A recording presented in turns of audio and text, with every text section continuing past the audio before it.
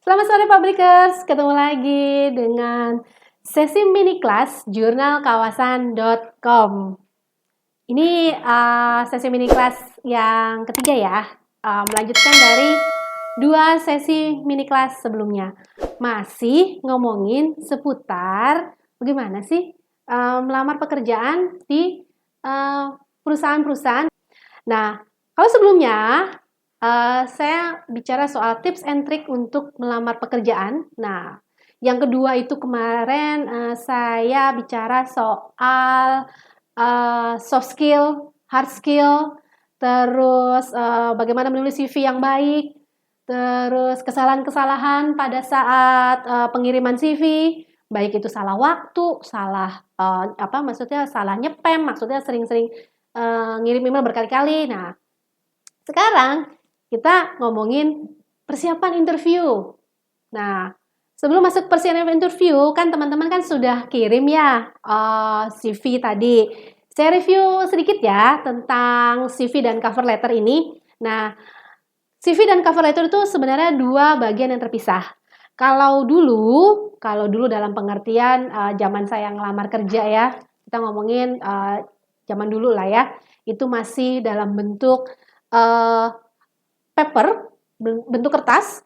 Nah, CV sama cover letter itu dipisah. Jadi cover letter itu surat lamaran yang berisi kepada yang terhormat, Departemen HRD atau Kepala Departemen HRD, PT apa, di kalau misalnya buat teman-teman Publikers tahu alamatnya ditulis, tapi kalau enggak di tempat boleh. Nah, di situ ditulis tuh sehubungan dengan informasi saya terima bla bla bla bla bla bla dan bersama ini saya lampirkan bla bla bla. Itu kalau di cover letter pakai kertas. Nah, saat ini cover letter itu sudah merupakan isi dari body email. Body email yang teman-teman kirimkan ke HR perusahaan tempat Publikers melamar. Cover letternya udah berubah ya dari tadi kertas ke body email. Nah, terus CV itu sebagai lampiran, tidak dimasukkan ke dalam body email. Nah, kalau ada yang tanya, apakah CV dan lampiran-lampirannya itu dipisah atau digabung? Nah, sebenarnya ini tergantung dari HR masing-masing atau dari HRD di perusahaan masing-masing. Ada yang prefer satu lampiran itu mencakup semua, baik itu dari CV-nya sendiri, foto, KTP misalnya, ijazah, transkrip, pengalaman atau verklaring, atau ada training-training itu dalam satu file.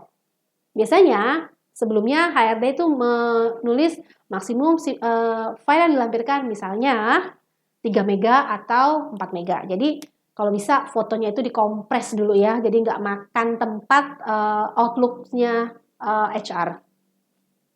Terus, tapi ada juga yang prefer mungkin ya, saya tidak tahu sebagian HR yang senang satu file di-combine, compile satu file, tapi ada juga yang dia melihat CV sendiri, ijazah sendiri, terus verklaring sendiri. Nah, kembali lagi, itu tergantung dari kebijakan. Tapi saran saya sih, bagusnya memang di-compile satu file saja.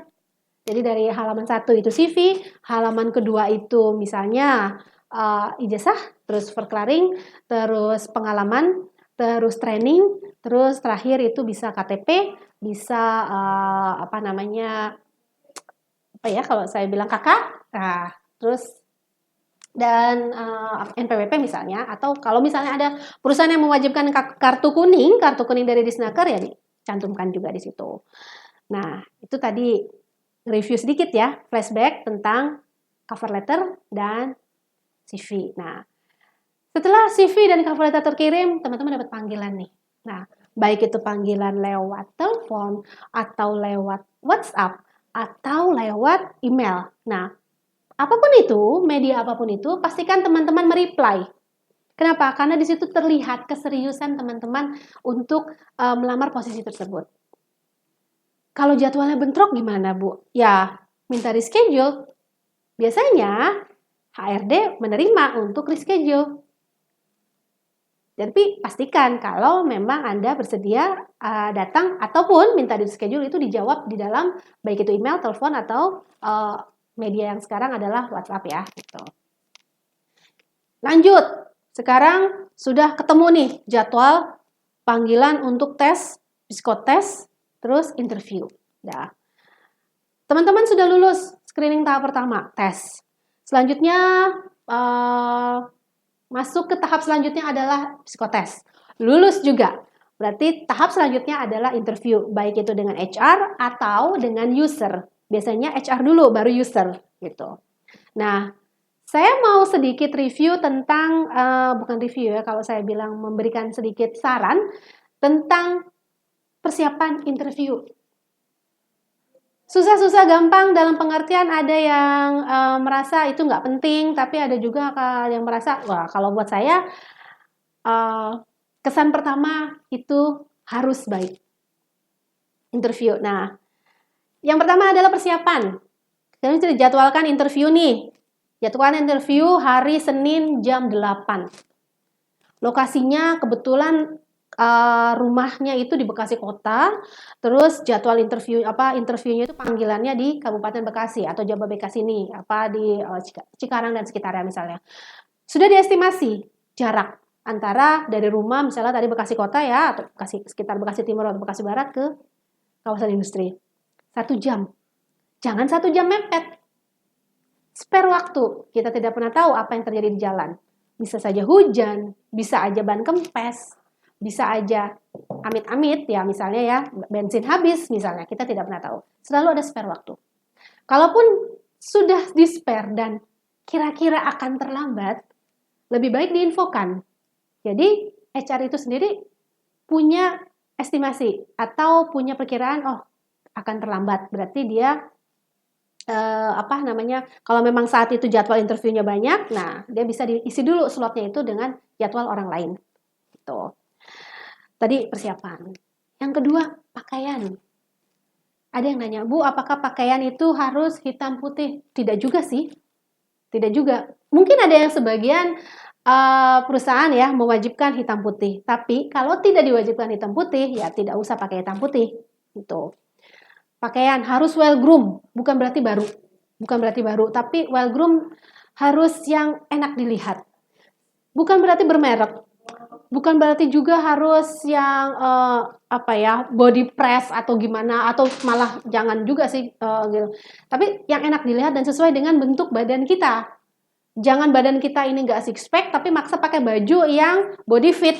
Nah, kemana-mana ada tuh lemak. Nah, itu udah nggak enak banget dilihat.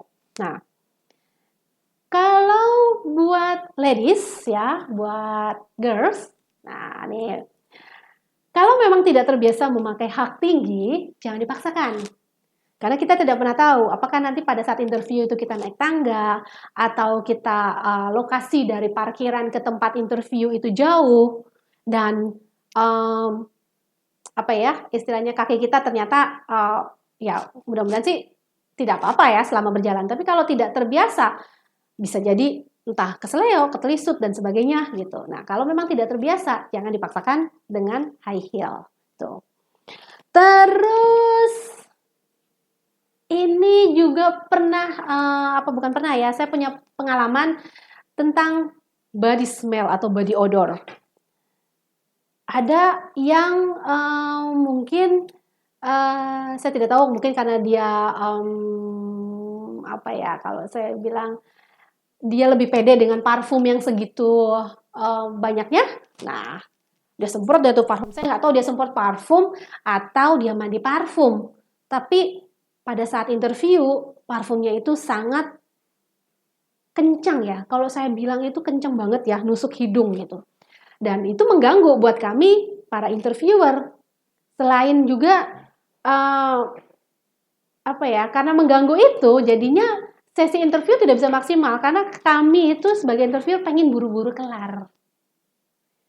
Nah, pastikan kalau teman-teman punya, mohon maaf, body odor, nah dipastikan teman-teman pakai sesuatu yang tidak menimbulkan bau ya. Bukan berarti dengan punya body odor ditimpa dengan parfum. Sumpah itu nggak enak banget guys, beneran nggak enak baunya ketemu gitu.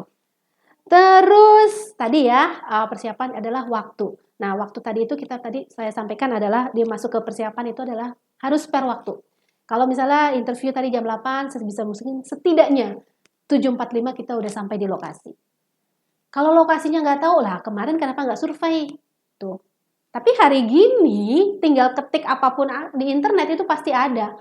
Tinggal tanya Google Maps itu juga pasti ada gitu. Jadi agak aneh kalau misalnya sudah tahu lokasinya jauh, terus datangnya terlambat dan itu sudah menjadi nilai minus bagi interviewer. Terus selanjutnya adalah masuk ke sesi interview. Nah, biasanya kan interviewer tuh akan nanya ya, silahkan perkenalkan diri. Nah, kalau interviewer itu sebenarnya interviewer itu sebenarnya sudah tahu teman-teman itu siapa, kan bisa baca dari CV. Nah, yang ingin interviewer tahu itu adalah siapa diri Anda, bukan yang ada di dalam CV. Bisa jadi cerita tentang pengalaman kerja, bisa jadi cerita tentang kalau misalnya pernah mengalami konflik di pekerjaan sebelumnya. Nah, itu interviewer seneng banget tuh. Pernah ngalamin konflik ini? Pernah ngalamin konflik itu? Kalau misalnya pernah, biasanya interviewer akan nanya, apa yang dilakukan? Solusinya apa? Nah, dari situ kita masih lanjut nih, bukan masih lanjut, kita masih ngomong bersinggungan dengan mini kelas sebelumnya, yaitu soft skill, manajemen konflik dan problem solving. Nah tadi saya bilang sebenarnya sih interviewer tahu kan udah baca CV-nya, cuman kan interviewer pengen mengeksplor diri para kandidat nih. Dia pengalaman seperti ini, kira-kira dia punya case apa ya selama bekerja, baik itu setahun, 2 tahun, atau 10 tahun gitu. Udah penjelasan dan sebagainya. Nah, kita kadang suka ngomongin dengan sesi interview adalah gaya bicara, body language, dan intonasi. Usahakan pada saat teman-teman interview itu duduknya harus yang kalau saya bilang bukan terkesan santai, bukan yang begini. Atau saya pernah ketemu ya itu dia. Nah, itu juga udah menggambarkan kayaknya ini si kandidat ini kayaknya nervous deh gitu. Dia kayaknya nggak siap. Jadi ngelihat kemana, ditanya apa, ngejawab apa. Nah, itu udah buat kami itu udah merasa ya kita nanya kok dia malah ngelihat ke sana sih. Sepertinya kayak ada yang tidak jujur dari statement dia di CV itu. Intonasi bicara harus jelas. Syukur-syukur teman-teman bisa menghilangkan dialek dari asal daerah teman-teman.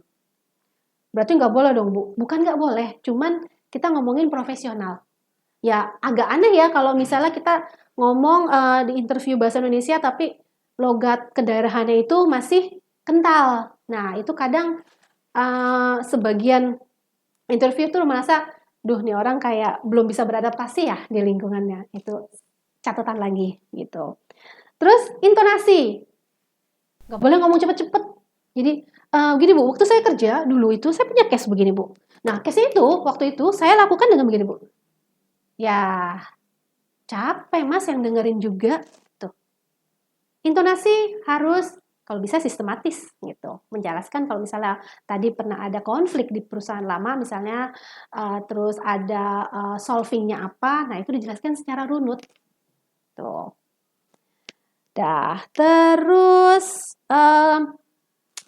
apalagi ya kalau soal HR tuh lebih seneng kandidat itu yang ditanya tapi nggak jawab seadanya.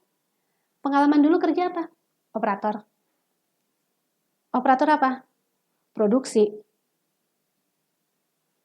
Kerjanya ngapain? Ya biasa Bu.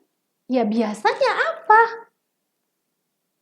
Nah ini yang kadang-kadang kok seperti seolah-olah kandidat tersebut tidak tahu dengan pekerjaan dia sebelumnya. Padahal kan dia bisa menjelaskan.